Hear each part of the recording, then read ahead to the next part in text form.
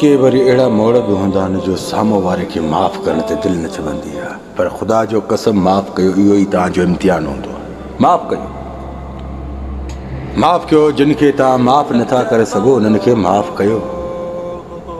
तव्हां माफ़ कयो त अल्लाह जो इंसाफ़ शुरू थींदो। तव्हां पंहिंजे दिलि ऐं दिमाग़ में रखी घुमंदो त रब जो इंसाफ़ कॾहिं बि तव्हांजे मथां नाज़िल न थींदो। माफ़ कयो अॻिलनि खे, अल्लाह ते छॾे ॾियो। छो अल्लाह जेको इंसाफ़ कंदो आहे न उहो ज़बरदस्त ऐं मस्तु कंदो आहे। तूं पंहिंजे ख़्यालातनि जे ज़रिए ई घणो कुझु सोचे सघे थो।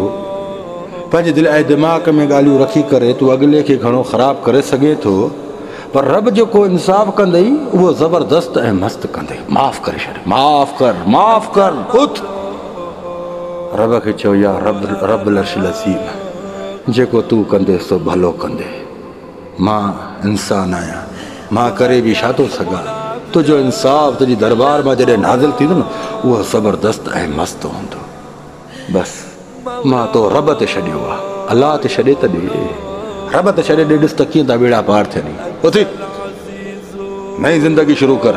बाक़ी अॻिले खे दिलि ऐं दिमाग़ ते खणी पंहिंजे मथां हिकिड़ा वज़न न रख। ख़ाली कर पाण खे ख़ाली कंदे तॾहिं दुनिया तोखे ख़ूबसूरत हसी नज़र ईंदी। जेकॾहिं अॻिलनि जा इहे टेंशन, इहे ज़हन में ॻाल्हियूं इहे रखी घुमंदी, रब जो कसम पंहिंजो पाण खे अंदरूं खाईंदो वेंदे। उथ बिस्मिल्लाह तवक्कलतु अलल्लाह, ला हौला वला कुव्वता इल्ला बिल्लाह। मौला या मौला, मौला।